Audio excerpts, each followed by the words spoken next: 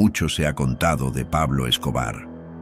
Se han escrito libros, rodado series, filmado documentales. Todos lo conocen como el patrón del mal, el hombre que levantó un imperio de cocaína y violencia.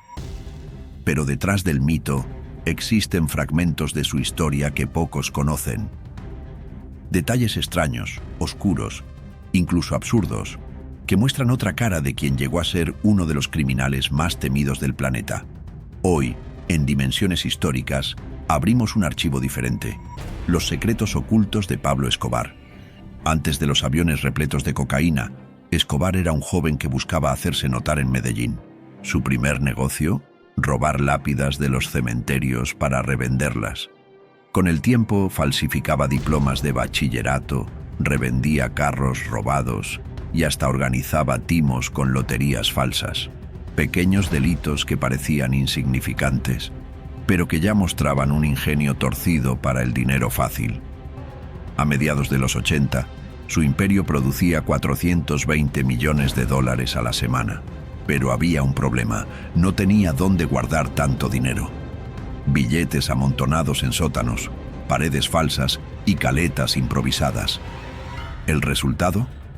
Más del 10% de su fortuna se perdía cada año. Ratas que devoraban fajos de dólares, humedad que los destruía, incendios que los consumían. Escobar llegó a perder más de $2.000 millones anuales, simplemente por no tener dónde meterlos. En los barrios más pobres, Escobar era venerado como un salvador. Construyó canchas de fútbol, escuelas, viviendas. Miles de familias lo recordaban como un benefactor que les regalaba casa o mercado. Y en medio de su vida de fugitivo, protagonizó una escena surrealista. Una noche, escondido en las montañas, su hija Manuela temblaba de frío.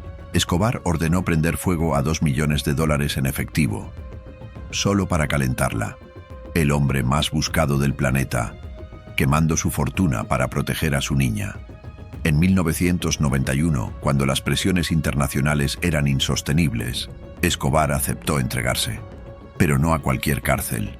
Él mismo diseñó su prisión, la Catedral. Tenía cancha de fútbol, discoteca, sauna, un bar con vista panorámica y hasta un espacio para invitar prostitutas y amigos. Desde allí siguió dirigiendo su imperio, protegido por guardias que le juraban lealtad. Era tan irreal que muchos lo llamaban la cárcel más cómoda del mundo, hasta que, claro, escapó. La violencia de Escobar no tuvo límites. Ordenó la explosión del edificio del DAS, en pleno centro de Bogotá, usando un bus cargado con dinamita. Más de 50 muertos y centenares de heridos. No le bastó. En 1989 ordenó colocar una bomba en el vuelo 203 de Avianca. El objetivo era asesinar al candidato presidencial César Gaviria. El avión explotó en el aire, matando a 107 personas inocentes. Ese día, Escobar quedó marcado como un terrorista capaz de borrar vidas enteras solo para mantener su poder. Lejos de la sangre, había un costado delirante en su vida: su finca, Hacienda Nápoles. Allí mandó traer jirafas, cebras, elefantes, avestruces y hasta rinocerontes. Un zoológico privado en medio de Colombia. Pero el animal que más problemas causó fue uno que nadie imaginó: el hipopótamo. Trajo 4, y tras su muerte, sin control ni depredadores naturales, se multiplicaron. Hoy existen más de 160 hipopótamos salvajes en los ríos colombianos, considerados una plaga ambiental, herencia directa de Escobar. Otra de sus propiedades, la hacienda La Manuela en Guatapé, fue destruida en 1993. Allí, Escobar ocultaba cocaína entre paredes dobles, tenía helipuerto y piscinas privadas. Pero los Pepes, sus enemigos más feroces, dinamitaron la mansión hasta reducirla a ruinas. Hoy, cubierta por la vegetación, sigue en pie como un fantasma del narcotráfico, visitada por turistas que buscan sentir la sombra del patrón. En torno a Escobar circulan relatos oscuros, imposibles de confirmar pero repetidos en sus círculos. Se dice que obligó al salsero Héctor Lavoe a cantar bajo amenaza de muerte.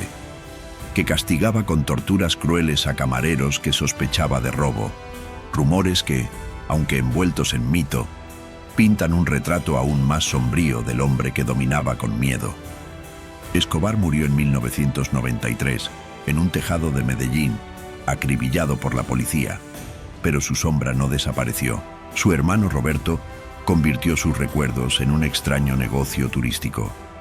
Medellín transformó Hacienda Nápoles en un parque temático familiar, y aún hoy, su nombre sigue siendo un imán de narcoturismo, documentales y series que alimentan su leyenda. Pablo Escobar fue capaz de comprar conciencias, destruir ciudades y torcer la historia de Colombia. Fue visto como benefactor y como verdugo, como un Robin Hood y como un demonio.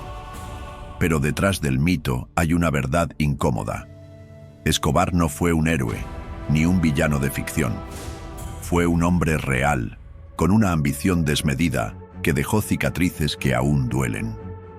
Más de 3 décadas después de su muerte, sus secretos siguen vivos. En los barrios que construyó, en los animales que dejó sueltos, en las ruinas de sus mansiones, y en la memoria de un país que jamás olvidará el reinado sangriento del patrón.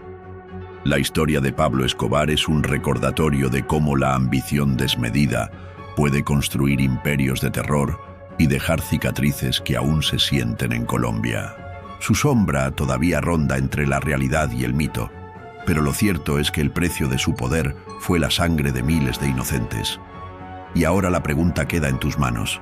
¿Crees que Escobar fue más recordado como un benefactor o como un verdugo? Déjame tu opinión en los comentarios, y si quieres descubrir más secretos ocultos de la historia, suscríbete y acompáñanos en el próximo viaje de Dimensiones Históricas.